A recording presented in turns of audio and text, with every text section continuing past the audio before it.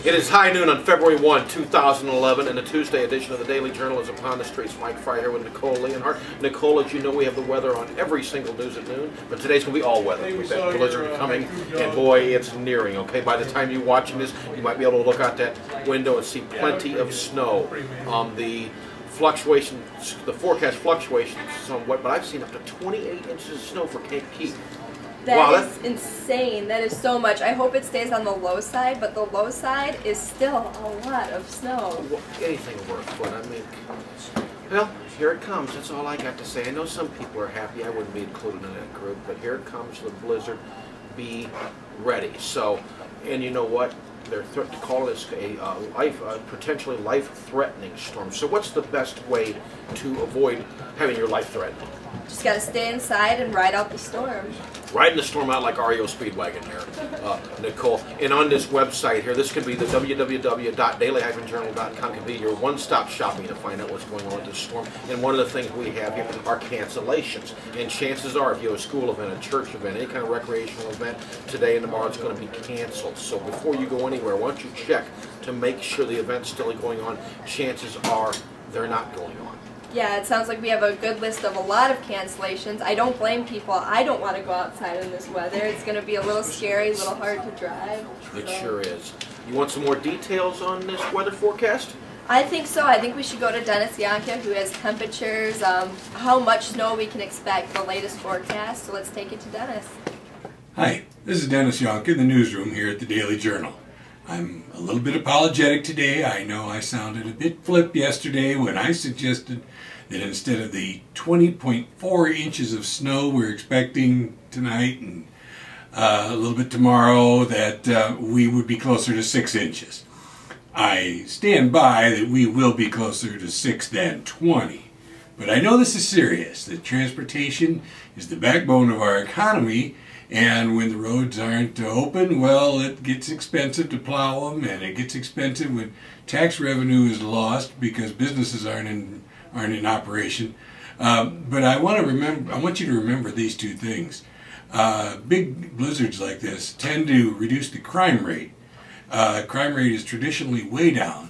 On the other end of that, the birth rate is way up after these sort of things. So I'd say make love, not war, but maybe you want to be careful on both sides. Today's high is going to be 24, low of 16, and just a whole lot of snow coming our way. Tomorrow we'll see a high of 24 and a low of -9. That's right, -9. Thursday's high is only going to get up to 9 with a low of -1.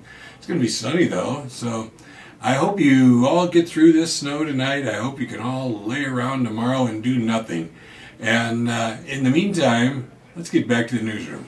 Nicole, we are back, and as this storm nears local residents, scores of residents stocking up on items to get through this. And reporters Dennis Yohnka, Bill Burns, John Krennick chasing this down today. I guess they were at Ultra Foods on Monday. At one point in time, it was taking 2 hours for people to get through there and doing their shopping. At one point, they got all kinds of carts. We couldn't even find a cart. So that's just an example of people being out there. Tony Bono from Mario's Market Cake, he said the 4 top items people stock up on are bread, milk, breakfast cereal, and meat, specifically ground beef. So that's some of the stocking up going on. Have you stocked up on anything? You know, my mom sent me a message saying, make sure you go and get stuff. I have a lot of food in my house. I did actually go out and get cat litter, though, yesterday. Got to take care of that cat, huh? Yes, Nicole comes second, and the cat comes first in that house, huh? The cat always comes first. Okay, well, you got to have your priorities set straight. That's fine. We've got the stock, the food stock and all, but I drove down to Watsika last night for a basketball game, and I picked up a good ergonomically correct shovel there at the big R so I can move some of the snow. I guess your neighbor will help you with the snow? My neighbors are wonderful to me and generally do the shoveling, so I can't thank them enough. My neighbors are pretty good too, but they're not going to shovel for me once I pay them, so it's up to me, so we'll do that. So, you know, we're talking about stocking up and this and that.